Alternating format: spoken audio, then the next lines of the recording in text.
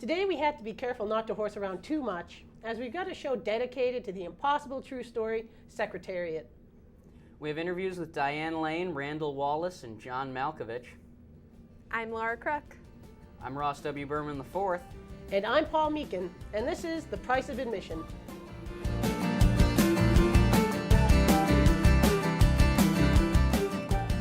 The true story of Secretariat is an inspiring journey, following a housewife from domesticated bliss to the owner of the greatest horse that has ever raced.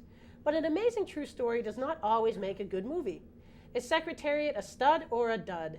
Laura? It's easy to look at Secretariat as just another movie about a horse. And it's easy to make fun of it for being just another movie about a horse. But believe me when I say that Secretariat is so much more than just another movie about a horse. Seriously, it blew my mind. Maybe because the characters are based on real people. Maybe it's because it's a movie about the best racehorse in the history of racehorses. Secretariat packs some serious star power. Diane Lane plays Penny Chenery, Secretariat's owner, and John Malkovich stars as the horse's trainer, Lucien Lauren. It's directed by Randall Wallace, the writer behind Braveheart and the director of The Man in the Iron Mask. True to the subject matter, the pace is quick and urgent. The first 2 years of Secretariat's life pass in a 5-minute montage, and we are pushed into the high-stakes world of horse racing. For a story with a relatively well-known ending, spoiler alert, Secretariat is really fast, I was on the edge of my seat for each racing scene. John Malkovich and Diane Lane are the highlights of this movie. Malkovich brought a colorful character to life, and I mean literally colorful. His first outfit was a hot pink shirt paired with equally loud plaid Bermuda shorts. But Diane Lane doesn't allow herself to be upstaged by a man in pink clothes. Pardon my whiteness, but girlfriend is fierce. There's a lot of hype about how Diane Lane's character was a woman in a male-dominated industry. And I have to be honest, I was worried that the film would take a half-hearted stab at making her a strong woman and leave it at that. But rest assured, Penny Chenery kicks butt and takes names. From the moment she strolled into a gentleman's club to take a meeting, to the final press conference when she took a quip about being a housewife with grace and pride. In short, Penny Chenery is my new hero. Secretariat is a Disney movie, so the film is scattered with trite lessons like be yourself and always follow your dreams. The soundtrack was also inexplicably filled with old school spirituals and hymns, but this doesn't really detract from the story. Honestly, this movie should be required viewing for any girl under 10. Not only will they be psyched about the fact that it's a movie about a horse, but they'll also see a hardcore woman being hardcore. In addition to being a great family film, this is a good, solid rainy day movie. Is it worth the outrageous amount of money movie theaters charge? I would say yes. There's nothing quite like watching a horse thunder across a huge screen to win the Triple Crown. Trust me, this is one movie worth the $12 to see. Well, Ross, is it worth the price of admission? Secretariat may have been the greatest horse to ever live in human captivity, but the movie about him is simply another horse movie. No, not an awesome animated horse movie like Spirit, Stallion of the Cimarron. No, this is like Seabiscuit or Flicka. This is a horse movie. I'm sorry, but I hate horse movies. I never find horse racing interesting, but there's never anything more interesting in the movies. It's just horse racing and rich people doing things they normally do. At the end of the day, I don't go to the movies to see rich people do things that rich people do. I go to the movies to see rich people fight crime, or give Richard Pryor their fortunes, or hunt the deadliest game. Spoiler alert, it's man. But all Secretariat has is rich people flipping coins and meeting over lunch. They don't even give us classic rich people racism. I have to settle for them telling Diane Lane that she should be doing women's work, i.e. sandwich making. Besides the rich tapestry of white guys in suits, the movie also has a plethora of montages. Whether you like watching horses grow up, or train, or race, then this movie has got the montage for you. Hell, they even have the everyone dancing to R&B while watching the horse montage. Yes, this movie has plenty of montages. Then there's John Malkovich as Secretariat's eccentric trainer, Lucien Lauren. How do we know he's eccentric? He's French-Canadian. But nonetheless, Malkovich does such a fun job that you spend all of the montages and Diane Lane scowls waiting for him to come back on screen. Secretariat isn't what one might call watchable, but it at least has a score epic enough to keep you from falling asleep. Trust me, I tried. No, this movie was not worth the price of admission. I give it $0.00. So you guys obviously disagreed a great deal. You were saying it's well worth the price of admission and any 10-year-old child should see it, and you're saying it's not even worth the celluloid it's printed on. And here's where I think that she didn't say any 10-year-old child. Any girl under 10 should see this. And frankly, I think if I was a 10-year-old girl, I may have enjoyed it more than I did. Yeah. I feel like, I mean, no offense meant, Yeah. but I feel like you weren't really the target audience. And maybe even I wasn't supposed to be the target audience, but maybe the only reason I enjoyed it was because I'm a girl and honestly a huge fan of Diane Lane and John Malkovich. I don't know, I disagree with you about the scowls. I mean, she was stern, but... I never felt like I really ever got a different line reading from her. She either had the, I'm Penny Chenoweth, I'm serious look on her face, or she had the, I'm missing out on my child. But what about that great scene where she's in the phone booth and she's calling her daughter, and her daughter's working on that. She's about to go out on a protest for Vietnam, and she tells her that she's proud of her. I mean, that scene really touched me. By the point where she actually told her kid that she was proud of her in the movie, I had already been like, I've seen like 8 dramatic speeches, over dramatic speeches by her at this point.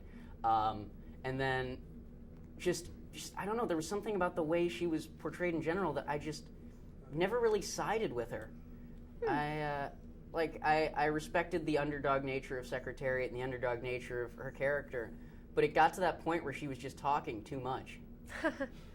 Now, how do you had mentioned that the message of the movie is phenomenal, but the entire movie, it's spent with everyone saying, Penny, you're crazy, and then they only come around to her side when she's finally, had success. And I'm not sure if that's the message you want to send, that your family will hate you until you prove them wrong. Yeah. Especially for young girls. They're like, oh, because then they can grow up and say, well, you didn't believe me like Penny Chenoweth's husband did, and I'm going to go do drugs.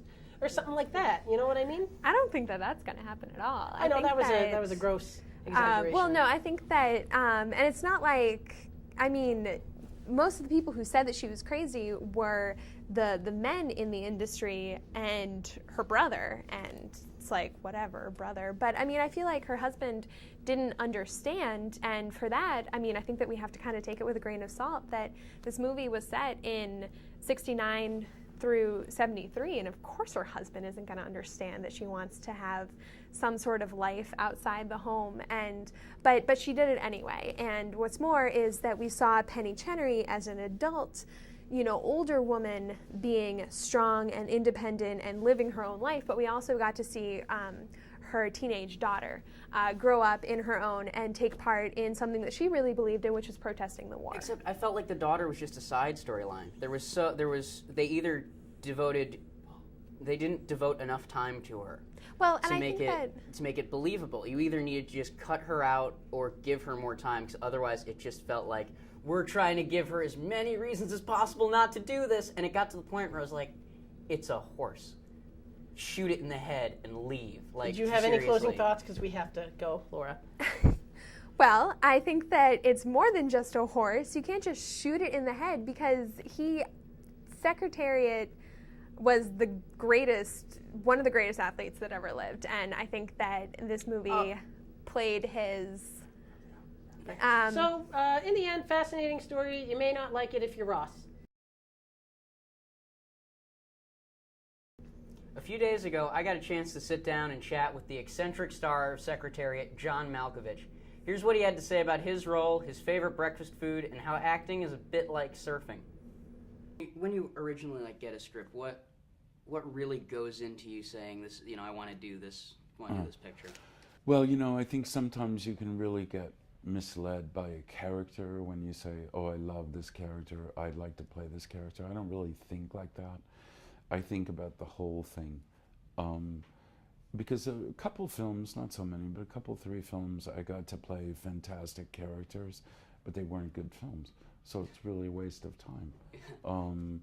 Because if the film doesn't work, a performance, even a good one, even a very, very fine one, it doesn't matter. It's nothing. You're better off not to have done it. So that's what I look at. What is the whole thing? Can this interest people, compel people, touch people, move people, amuse people, whatever genre it's in? I don't really care. I'm not a genre person. But it has to be the whole thing. Can the whole thing be good? Okay, cool. What now? Since we're doing this for Columbia College, is there any What advice can you sort of give to like young actors who are really just sort of starting to try and find their voice? Follow your instincts. Be self-critical.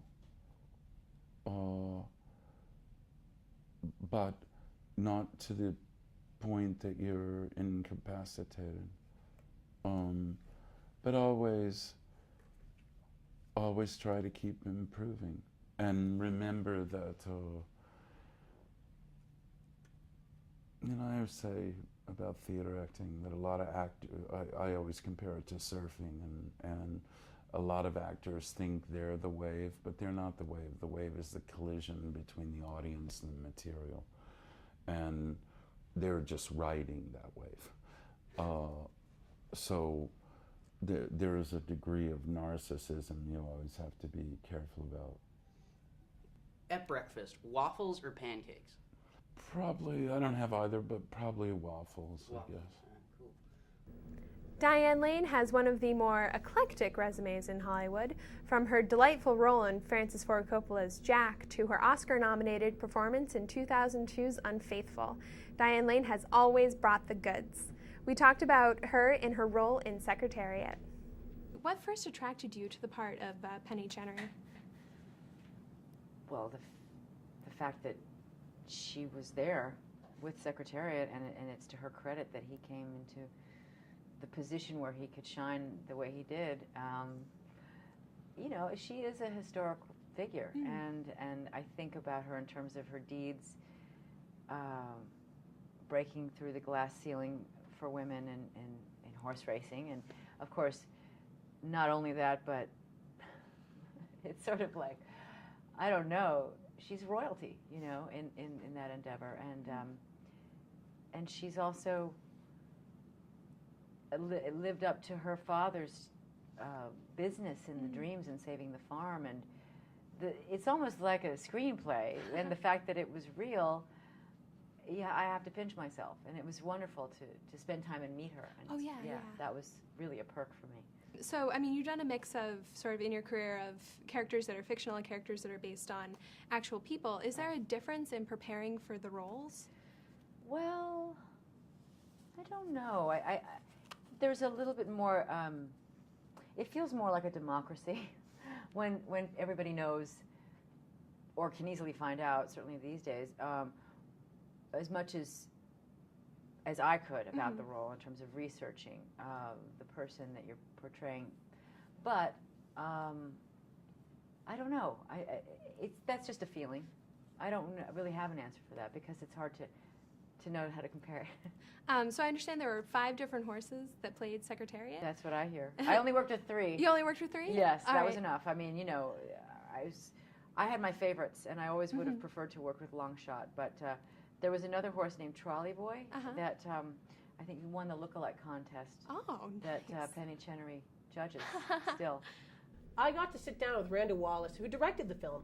Known as a go-to writer-director of historical drama, he's written Braveheart, which got him an Academy Award nomination, Pearl Harbor, The Patriot, and wrote and directed We Were Soldiers. It was interesting to see what Mr. Wallace could bring to a movie without a battle scene.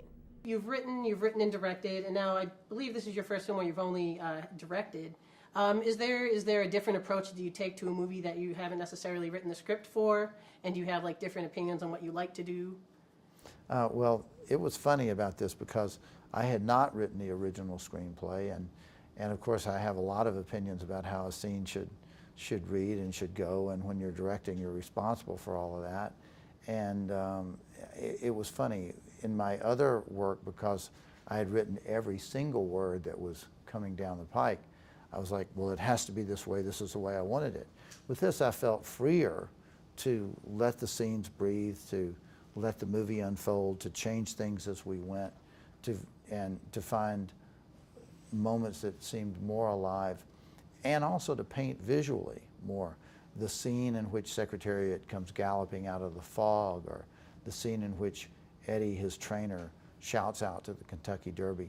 Those were all moments that I had to look for and find, and we came up with on the spur of the moment, and they're some of my favorites. Oh, yeah.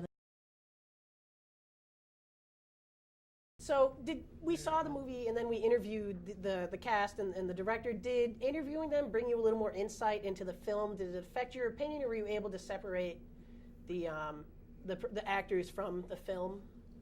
It gave me a little bit more insight into the film. I don't know, she was just a delight to work, a delight to meet, a delight to talk with, and it was cool to listen to what she had to say about preparing for the role of Penny Chenery, and also what attracted her to the role of Penny Chenery. And it did give me just a new insight into the film. Ross? Well, I didn't really get much of an insight into the film, but someone like John Malkovich, where you just ask him pretty much any question, and he will just give you like this brilliant gem of a soundbite. Like the stuff the answers that were coming out of his mouth were like breathtaking, especially as a theater student, where you're just sitting there like, okay, yeah, absolutely. Oh, it's like surfing. You're absolutely right. Oh my, it was like a real geek out moment for me. Yeah, what was interesting for me when talking with the director, and like I had gone in thinking I didn't like the film, but I didn't want to, offend him. What he said to me was he was really focused on like the visual elements of the film, and I started thinking in my head, even though I didn't like this movie, and you didn't like this movie, I think we can all agree it is absolutely beautiful. Yes, yeah. I will admit, as much as I didn't like this movie, these are the best horse racing scenes I've ever seen in a horse movie. It's like the battle scenes in Rocky. Yes, I mean? that was you can so go back good. to those and be like, oh, I hope he wins, even though you know. That was one thing when you said it doesn't have a battle scene. It has battles in it. Yeah.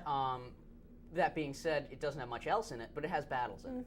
And you have to admit the last race where he wins by however he wins was just where he keeps going. Yeah, Just keeps even going. if you hated the movie, you wanted to stand up and cheer. I almost cried. Like, I'm gonna level with you guys. Like, it was just so emotional and so beautiful, because it's just like, it was so beautiful to watch a horse do exactly what he loves. What did you guys think of the end credit? The end credit things were like, this person was paralyzed, so now he rides a chair. Like, well, I liked the end credits. I liked how they sort of gave the end credits gave a little bit of a insight into what the real people in the movie were doing now. I thought that they were nice. The bit about riding a chair was a little corny. yes.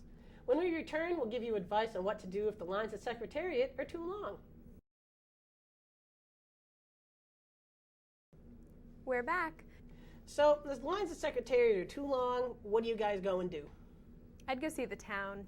It's a great movie set in my home city of Boston, and I mean, it's directed by Ben Affleck. It's really up and coming guy. Gone Baby Gone was great. I'd go see The Town. Also has John Hamm. Oh yes. Ross? Well, if you're like me, you're prepared for when lines are too long at the movie theaters, and you have the Pacino, De Niro, Kilmer heist film Heat in your DVD player at all times.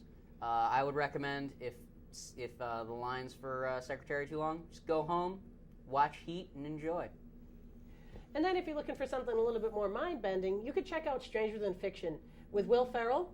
It's a really interesting film about how this person's life is being narrated by an author. But to call it just that is really to sell this movie short. You really have to check it out. Will Ferrell gives a dramatic performance that makes you wonder why in the world is he not doing more drama like Jim Carrey did. And in addition to that, the ending has one of the best monologues, I think, in the history of movies. Yeah, I love Stranger Than Fiction. Yeah, you've seen it? Yeah. That movie was phenomenal. And Yeah. really, although I think Jim Carrey is the reason that Will people Ferrell aren't did. taking dramatic roles like Jim Carrey. Yeah. I think because he's such a comedian that he can bring like little tiny comedic things to like an otherwise dramatic role. Exactly. Next time on The Price of Admission, we'll have more reviews and more entertaining content. Be sure to check us out online and on Twitter.